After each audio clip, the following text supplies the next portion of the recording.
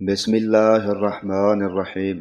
حضرت ابو ہریرہ رضی اللہ عنہ نے کہا کہ نبی کریم صلی اللہ علیہ وآلہ وسلم نے فرمایا، جب کسریٰ شاہ ایران ہلاک ہو جائے گا تو پھر کوئی کسریٰ پیدا نہیں ہوگا، اور جب قیصر شاہ روم ہلاک ہو جائے گا تو پھر کوئی قیصر پیدا نہیں ہوگا، اور اس ذات کی قسم جس کے قبضے میں محمد صلی اللہ علیہ وآلہ وسلم کی جان ہے، تم ان کے خزانے اللہ کے راستے میں ضرور خرچ کرو گے۔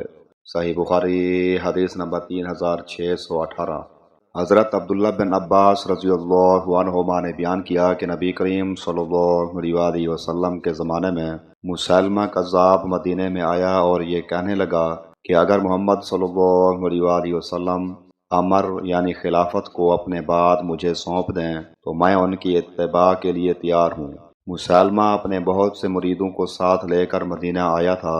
رسول اللہ صلی اللہ علیہ وآلہ وسلم اس کے پاس اسے سمجھانے کے لیے تشریف لے گئے۔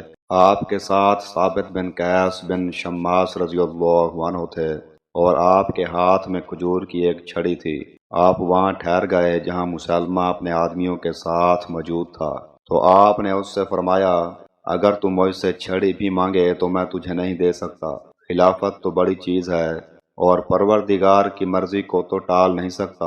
اگر تو اسلام سے پیٹھ پھیرے گا تو اللہ تجھ کو تباہ کر دے گا، اور میں سمجھتا ہوں کہ تو وہی ہے جو مجھے خواب میں دکھایا گیا تھا۔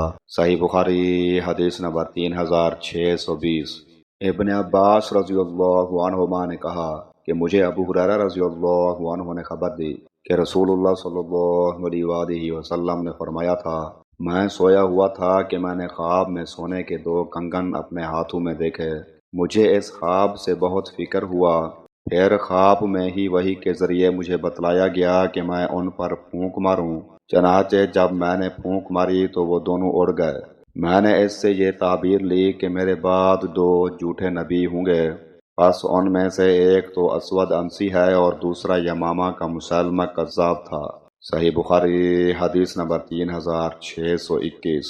معاویہ بن ابی سفیان سے روایت ہے، انہوں نے بیان کیا کہ میں نے رسول کریم صلی اللہ علیہ وآلہ وسلم سے سنا تھا، آپ فرما رہے تھے کہ میری امت میں ہمیشہ ایک گروہ ایسا موجود رہے گا جو اللہ تعالیٰ کی شریعت پر قائم رہے گا، انہیں ذلیل کرنے کی کوشش کرنے والے اور اسی طرح ان کی مخالفت کرنے والے انہیں کوئی نقصان نہ پہنچا سکیں گے، یہاں تک کہ قیامت آ جائے گی اور وہ اسی حالت پر رہیں گے۔ صحیح بخاری حدیث نمبر 3641۔